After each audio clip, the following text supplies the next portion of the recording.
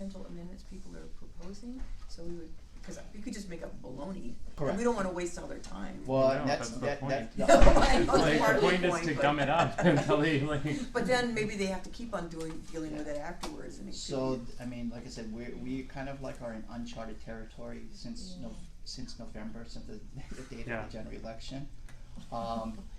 You know, so the senator, I don't know if it was legislation or she signed the letter, is that that there should not be anything in reconciliation that has not gone through a public process, so that a hearings process and things like that. So, but that is not going to have effect here. What I hear that the Republicans may try to do again, but I think it would change. It may require a change. I don't know if it's going to be in Senate rules or it's a parliamentarian. Is whether they're going to rule as not germane, or you could not. There's certain things you cannot do in reconciliation, but whether they the term I heard today is that McConnell may try to introduce something that he will not allow dilatory amendments. So what does that mean? things just meant to delay the passage of that. It has no substance to what the bill itself. Yeah. So if he does that, that we will cross another threshold that we have not crossed. So the But current then- population of the state of Hawaii is 1.5 million. Could we have 1.5 individual amendments saying that each person's health care is guaranteed? I mean I'd be happy to. That's what I had heard. Round it up. Some Put people my might name do on there. Absolutely. because they were trying to calculate. Okay, if you have these many amendments, even under the process that they follow, it will take this long to actually take this long to go through. That this will stymie the process up through the next general election. Well, I'm happy to add my name to that list of amendments. Me too. So Me too. Yeah. All of us as individuals. Yeah, I mean, Ray from Indivisible. Yeah. It would seem that if the bill is 1,000 pages, that there's got to be something on each page that would be relevant to the bill as a whole, and therefore anybody should be able to. Look, they're not going to be democratic, but the fact of the matter is, if the law says you can do this, then practically anything you're going to bring up under a 1,000-page bill is going to be relevant. And they can say it's not relevant. They have the majority, they have the parliamentarian, but it doesn't mean that it shouldn't be brought up. It should be brought up. And every single thing that can possibly be brought up under that bill should be brought up. I mean, they want to take away the voting rights of 23 million people. We shouldn't be squeamish about, if this isn't serious enough, how could we possibly put something like that forward on the August chamber, Senate chambers or something like that? Forget that. Play hardball like they're playing hardball. Yeah, I mean, we saw it during Obama's administration, the GOP like totally come up and, like close down the government and stuff. So I mean, they would not. She was on the other foot. They would not hesitate to do this. Yeah, She- McConnell stole a Supreme Court seat. He stole it and got away with it. So he's going to try and get away with this crap too. Yeah. And this is one Hawaii citizen that says, don't let them get away with any more crap like that. And I appreciate that Senator Hirono is dealing with a health issue. I really do. But we still need both of our senators. Sure. I mean, she's doing everything that she can. I know to make she sure, is, and I saw the article where she was called Hawaii's Wonder Woman. I absolutely agree with You her. know, I mean, as much as, like I said, but I think she too realizes in her situation, and we talked about this last week, she has access to health insurance or health care that other folks are not. So she can use this as a platform to draw attention to the needs of everyone else, particularly people from the state of Hawaii. Even under Prepaid Care Act, she will do what she again to make sure her voice is heard on behalf of the constituents of Hawaii. So. And then something I brought up upstairs in Senator Schatz' office, I'm going to bring to your attention just as a scenario. What if scenario? If something happens and the HCA is approved, makes it all the way through the process, becomes law, is the state of Hawaii going to step up and provide health care for folks with pre-existing conditions like I have? Or are they going to be able to, like they stepped up, the state of Hawaii stepped up for the Paris Agreement.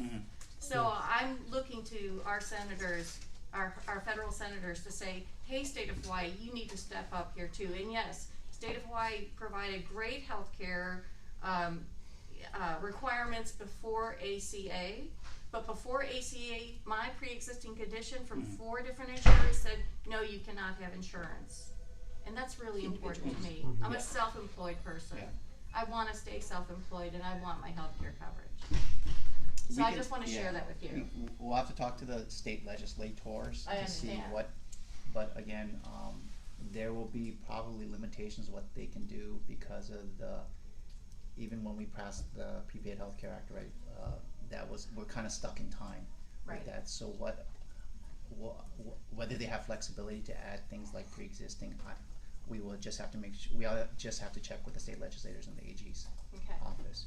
If Well- we cannot defeat Trump care and win at the federal level, just like we're doing it Right. on other issues, take it to the state level to make sure at least the residents of the state of Hawaii have. Yeah. And if I need to, I'll start working with our state legislators Okay. to let them know that maybe we need to move to single payer in Hawaii. Now I know that's not gonna be popular with the insurers in Hawaii, but I don't know how else you take care of the people of Hawaii who have pre-existing conditions like I do. Mhm. And that's important for especially self-employed people, small businesses. I was just sharing a story. I worked before I was self-employed for a man who had me and himself and his family, and he had to purchase health insurance for us. It was required. So why not have single payer in Hawaii? So small businesses of 2 people or less than 50, they have a competitive edge. Mhm. They can carry on business in Hawaii. Yeah. Don't we want to make it? I know that you understand this. I just need to say that out loud and maybe share that concern with her staff in Washington. Okay. Thank you.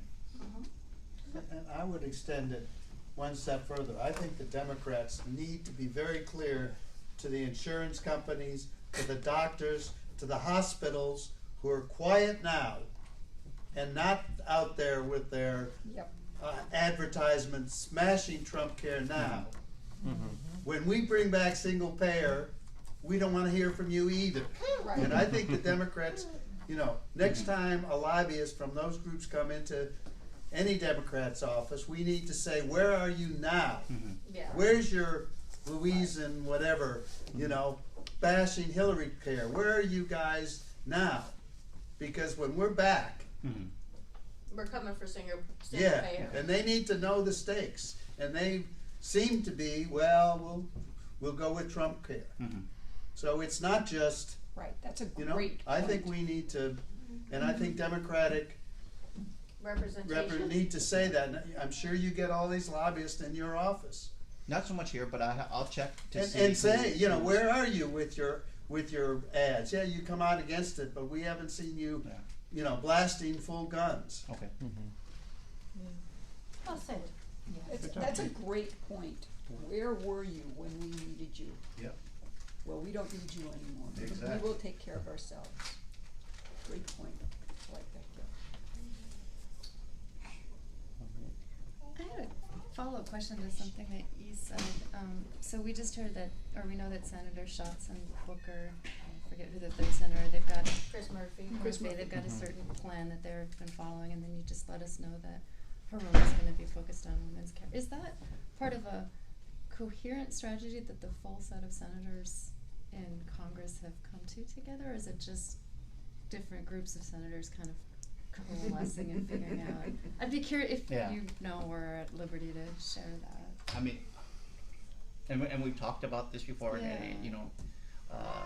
Is there a cohesive Democratic strategy, not just on this, but on a number of battles we're facing? I don't know. It seems like certain people are doing certain things. They're all working with a common goal, but I don't know if someone is at all kind of strategizing, or I don't want to say orchestrating, because then that could be seen as not in a positive way. But I think different people are doing different things so that their voices can be heard for the different constituency groups. So could you maybe point out, like, it'd be nice if Senator Schatz and Senator Hirono were sharing, Yeah. at least we, I mean, cause we hear like, Get on okay, the same whether message they're gonna points. try to do something, Like one example, she's really big on FCC and net neutrality. Yes. So like, is she also, you know, being as vocal, or can they just sort of start a posse? I don't know. I mean, we've Or are they tag teaming? There's so many Yeah. issues. Sure. Yeah. yeah, but I And mean, that's what But at least they've tried to talking do about it. is and Senator Schatz actually has a track record, I think, on certain things like climate change Yep. and net neutrality based on his previous experience, but he also sits on the committees of jurisdiction. The senator sits on obviously armed services, judiciary, so that's why she's been more outspoken with some of the With the Russia issues regarding issues. the FBI, Russia, immigration, Yeah. and then she sits on energy and environment, energy and natural resources. So she got to question the Secretary of Interior today about his budget and how that he squares that with his past record as far as resource protection Right. and conservation. Right. So they you know, they try not to work against each other. Yeah. I think as much as possible they do try to find common alignment for specific Hawaii issues. But they also let, with only 2 senators covering each state, also try to not to duplicate each other's efforts. So, Smart. but they do work together. So. We want healthcare, not wealth care. yeah. Just let the powers that be know that, please. Because that's what Trump wants. Yeah. Yeah, I know. How many tax cuts do the wealthy need? Yeah. They're wealthy. Yeah. Yeah. Whatever it is. As many as they can get. It's, yeah, exactly. It's The never irony enough. is that all these guys wanna go back to the 1950s, which post-World War II, the taxes were some of the highest in the history of the country, and they did, you know, those spendy things like the Marshall Plan. Yeah. What a concept, you know, the GI Bill. Half of our parents went to school in the GI Bill. So it's, you read the history of taxation and the era they wanna go back, what were taxes? 80%? I mean, it was a really high tax rate. Under Post-World Eisenhower, I War thought II. it was closer to 90%. Might have been 90, that's exactly right. So we all know trickle down doesn't work. Yeah. Ask people in Kansas, ask Yeah. people in Oklahoma where they reduced public school days to 4 days a week. If you don't invest in, you know, the British pretty much annihilated the Irish because instead of investing in their workforce, they just exported all their food. That wasn't a really very good idea because everybody died. You know, it wasn't a really good idea. So, investing in your own people, there's a return on investment. And history has proven that over and over and over again. And then last week, just to let you know, obviously there was the shooting in DC. Yes. And I mean, that was unfortunate on so many different levels, but one thing that Democrats have moved forward, though they didn't do as much press on this because of the injuries and to members of Congress and staff, is that certain members of Congress, including the senator, have moved forward with an emoluments lawsuit against Yes. Trump. Yes. We're so So proud of Very it. When we very get a proud copy of of that. That's the, of the fantastic. filing of the lawsuit, I hopefully we can share it with everyone, but there has been really no, they've tried to, I guess, be respectful of they haven't done any kind of major large press announcement on it. And the senator is still pushing, and I can share it with Powell. They got a response from the Office of Government Ethics regarding the waivers that are being granted to people like Steve Bannon in the White House. And even I think the Office of Government Ethics does not necessarily concur with the White House's inattention to this issue, that they do not see this as things that previous administrations have done as far as these waivers. But we can make this correspondence available to you guys. Yeah. So And I'd like to make a suggestion that Trump take a trip to North Korea. Go get High interrogated. time. Maybe Put they it in wouldn't let it Culver. go, right? I want to hit the other 2 talking points that we have too. With the Russia stuff, we asked, do you see like Trump maybe firing Mueller? Do you have any information on this? If so, is there any course of action? I mean, I only know what was said. I mean, I think if you ask me, if he fires Mueller, that will not make the issue go away. Yeah. It's actually draw greater attention. Yeah. Yeah. But I think not just through Trump, but his surrogates, attacking Mueller and the people that Mueller is bringing on to look at this issue. I think basically Robert Mueller has an established track record as an experienced professional, so he's just going to do his job that he was charged to do. And the way I see it is that whether the president has even the ability to fire him, because he was appointed by the deputy AG, only the deputy AG has that authority. So. Okay. And then the other thing is like. Before you go on, go ahead. has Senator Hirono, has she refined her view on whether or not she thinks an independent investigation should be brought about for the, or she still wants the House and Senate Intelligence Committees to play out? She has not signed on to the legislation regarding an independent commission. I think whether she's changed her position, I mean, she's still supporting the special prosecutor Mueller and the select committee. Because I just want to remind her that there were 9 separate investigations into the Benghazi, and that was, I mean, not just, but there were 4 deaths, and we're talking about the Russian interference into our democracy, and it's going to happen again. And so, to me, they are not even close to being equal, and not even taking part in any collusion by the Trump campaign, but just the Russian interference into our democracy. So I again feel like there's no harm in having another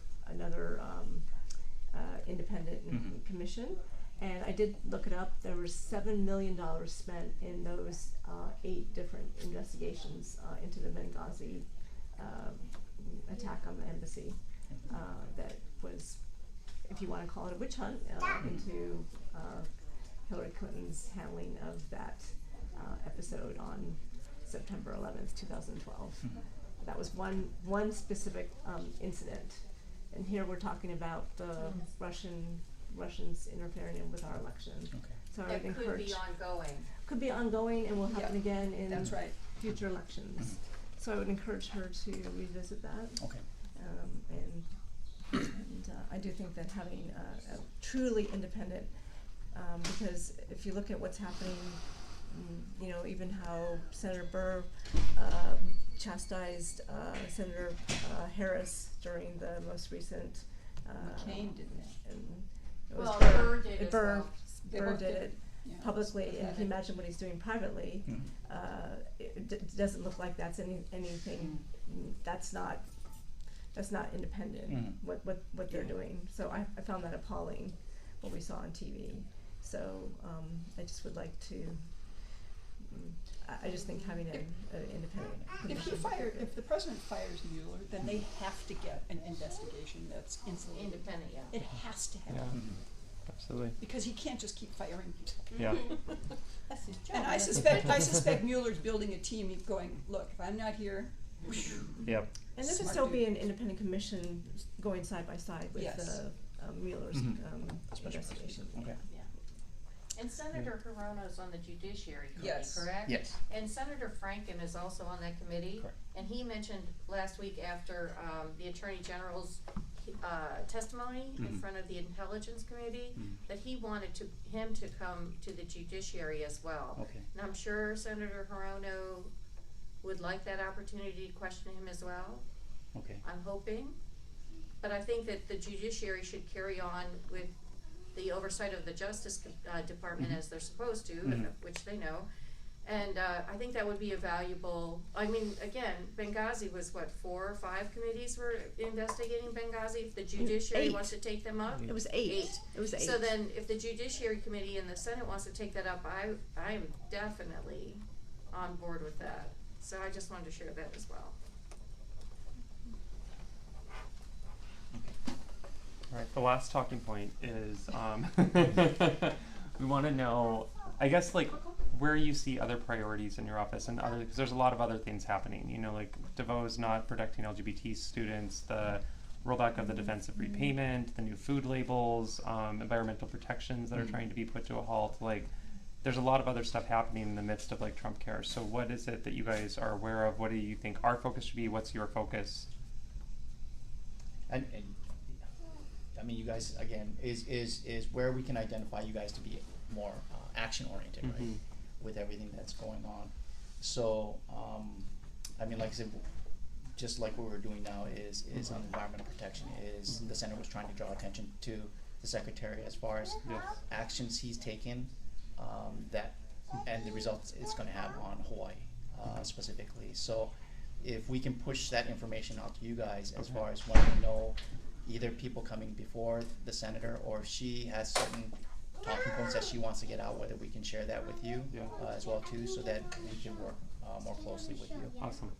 But like I said, a lot of it relates to specifically the committees now that they serve, but then also the senator does have the ability to co-sign letters, which she does with other members, and to identify different priorities. Okay. So, Okay. Thanks, Alan. okay. And lastly, I wanted to just thank her for co-sponsoring those two bills that I've been asking You've been about. very patient, so thank you. I know you still would like to decide the specific one. But the Mar-a-Lago Act, which is the transparency about making records available to lead American Yes. government, openness, and then also the Presidential Conflicts of Interest Act, she's co-sponsored, yay! Yes. Awesome. Yes, thank So- you. So like I said, Really appreciate the S65 encompasses Right. the other The one, the 26. widened, yes. Okay, See, your phone calls matter. yeah, thank you, All right. appreciate that. And the question at the town hall, so you know, so. Yeah. And interesting. So the White House press briefing finally, Sean Spicer finally had one today after 8 days of not having. I mean, this is the least transparent administration on record since we've had press briefings. So I think it's just really important to, you know, this is not normal. Sure. You know, not having press briefings, not having on-camera press briefings. You know, not answering questions. How many times does Sean Spicer say, "Oh, I haven't asked the president that"? I mean, about really obvious questions. He doesn't. He says that he doesn't know. It's just really crazy. So, thank you for having her look at those and for her signing those. Could you ask that question you asked in Shotzi's office? Oh, I just like appreciate that. the uptick in the volume of work that these offices are doing. It's not that we don't appreciate it, but is that those of us that are new, are you doing like 1,000 times more than you did in the last administration? I mean, Is that your perception of what's going on? Because we feel like every day there's like 3,000 things happening. We're running around with our chickens head cut off. But is this just normal and we're just being sort of woke to it? no, I mean, like I said, I've been doing this now going on for 18 years, so I think there is definitely more civic engagement than I've seen from where I started my career, and the fact that you guys come here on a weekly basis, you guys help to build the voice, in addition to the people who are calling our office. I think we do, we track calls that come in on a daily basis, so we get numbers as far as the volume. So I see an increased volume since November, which I think is all a good thing. If we can just carry this forward to more civic engagement by everyone, what you see going on in the community as far as different organizations standing up on different issues. Like I said, it's just, as the senator said, just keep on showing up, and just making sure that your voice is heard. So it is making a difference. So Awesome. so, and it is at a volume that I have not seen in my time as a staffer. I guess what I like about this question is that when we have an increase in our volume of civic engagement, because we all have full-time lives and now we're stepping it up, how does that compare to what the people who are in office stepping up, or are they feeling like it's business as usual No, I mean, from your side? yeah, so I think, I mean, and we've heard this too, is I think some people have said they've heard more from the senator since Trump has been elected, Yes. as far as her voice standing out on issues. Yes. And it may have been because when the president is from your party, it's always kind of harder to take a different party line or differentiate yourself. But with this president, it is not as hard for the senator to differentiate herself. But I think too is that, she's been in office now going on 3 decades, is that she fought very hard in her time in the state legislature and as lieutenant governor and as a member of Congress is she doesn't want to see us, she doesn't want things go backwards. So whatever time she has remaining, and I think is again, and this is before I worked for the senator, is that when she was in the state legislature primarily, she was chair of the Consumer Protection Committee, and she was seen as a very fierce advocate for the consumers, so much so that certain business interests didn't really want to deal with her. But I think, you know, she definitely had the fire in the belly to do that. I think, like I said, this has given her, helped her, not that she didn't have it, but has rejuvenated her as far as her purpose on being in elected office. So I think you've heard more from her in this with Trump's election on a myriad of issues, and I think you will continue to hear from her. So on as many different platforms as she can get on social media, more traditional and more traditional means. She even put out a meme. I love that meme. What was that? It was about healthcare. If they haven't had a healthcare hearing, here's a list of rooms that they could use. Yes. Yeah, maybe they're looking for a room for their hearing. Right, that was hilarious. See, I will say, I'm so old school. I don't touch nor do I look at social media at all.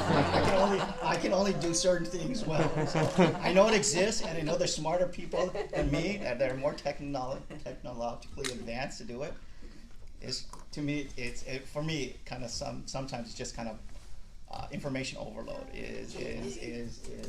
I only can take so many inputs. So A quick question. I'm not as smart as these kids here. They take information in all different sorts of ways. Earlier you said the senator was gathering people with individual